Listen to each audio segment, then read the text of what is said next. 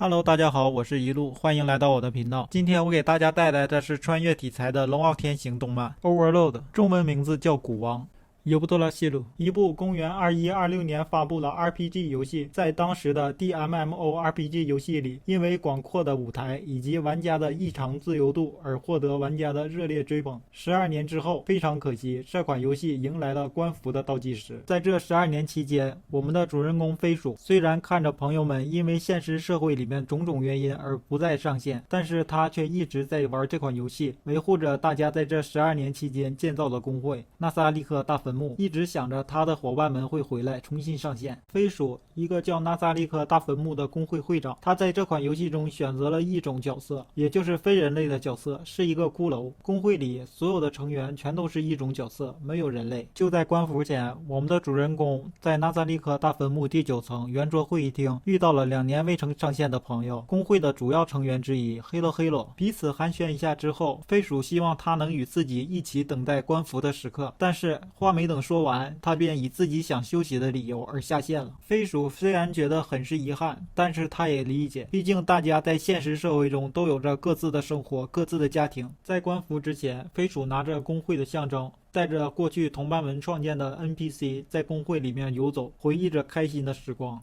最后，飞鼠来到工会的王庭，念着过去同伴们的名字：我塔奇米、死兽天竺切、红豆包麻薯、黑洛黑洛、佩洛洛奇诺、泡泡茶壶、翠玉露、五人剑玉雷、可变护身符、元次郎。飞鼠感叹着，真是一段快乐的时光。随着官服时间的到来，到现在还没有官服。疑惑的飞鼠不知道发生了些什么事情而导致没有正确的官服，自己也没有被强制下线。但是可以确定的是，的的确确发生了些什么事情，因为原本没有自我意识的 NPC 却有了像人类一样的自我意识，并且自己尝试着与其中一位 NPC Cypos 让他去查看一下大坟墓周围的情况，然后来到第6层，他居然真的去了。更加疑惑的飞鼠心中想着，他明白我在说什么吗？飞鼠再次的尝试让 NPC 主管雅尔贝德告诉所有的 NPC 1个小时以后来到纳萨利克大坟墓的第6层集合。纳萨利克大坟墓第1、第2、第3层守护者吸血鬼真祖夏提亚，第5层守护者科赛特斯，第6层守护者双胞胎亚乌拉马雷，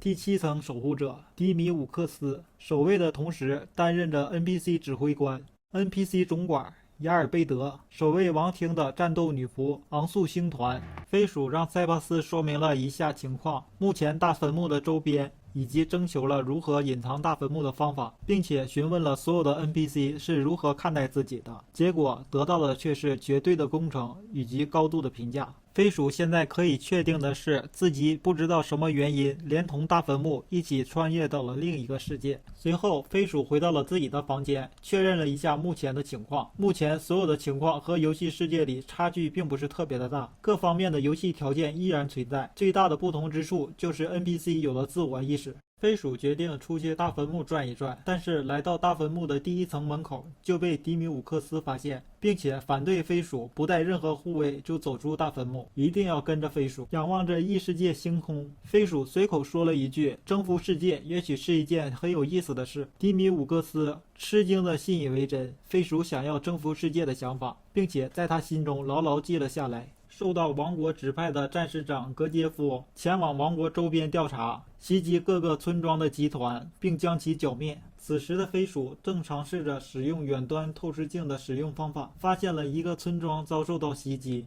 以及一个女孩为了保护自己的妹妹被砍了一剑的情况。本想不理会的他，却受到身后塞巴斯的影响，回忆起来他的制作者塔奇米当年救自己的画面，和自己也需要了解一下自己在这个世界里处于什么样的实力，然后便准备去救了这2个女孩，还嘱咐塞巴斯让雅尔贝德全副武装后来找自己，并且让大坟墓的警戒提高到最高等级后便出发了。飞鼠从穿越门出现在追杀2个女孩的卫兵前，连同2个女孩一起惊慌失措。飞鼠先是用心脏掌握处理掉了1个卫兵，然后又使用了5级雷龙电处理掉了另外1个卫兵，最后召唤出1个死亡骑士，让他去处理掉那些袭击这个村庄的士兵们。村庄被解救了，飞鼠为了不让人怀疑，更改了姐妹的记忆，并且戴上面具，自称为魔法师，向村庄的村长索要了金钱以及这个世界上一定的知识情报。随后，士兵长格杰夫也赶到了这个村庄。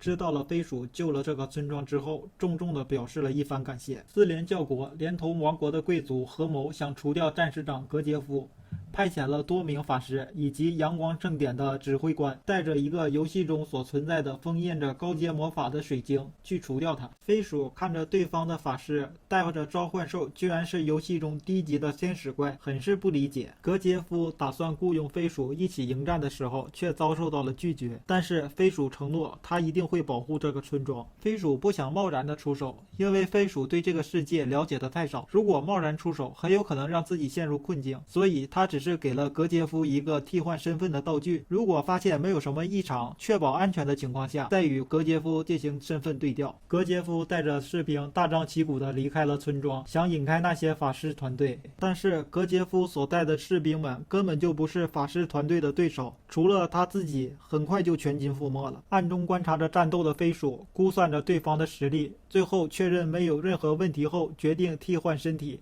代替格杰夫战斗。飞鼠一上来就秒杀掉了他们所召唤出来的所有天使怪，并且怒问是谁教你们游戏里面这个魔法的。见到他们所使用的所有的魔法全部都是游戏里面的魔法，他更是生气地问到底是谁教的。见到遭受到如此多的魔法攻击却依然毫发无伤的飞鼠，法师总指挥官拿出那个携带的水晶准备使用。警惕的飞鼠让雅尔贝德使用出自己的技能保护自己，但是见到水晶使用之后，却仅仅是召唤出来一个中等级别的天使，并且对飞鼠进行了攻击。虽然毫发无伤，但是见到飞鼠被攻击火冒三丈的雅尔贝德，怒火冲天的喊道：“你们这帮下等生物！”随着雅尔贝德的高喊，杀气四溅，震慑了全场。轻轻松松解决到所有法师后，飞鼠将自己的名字改为艾兹乌尔贡。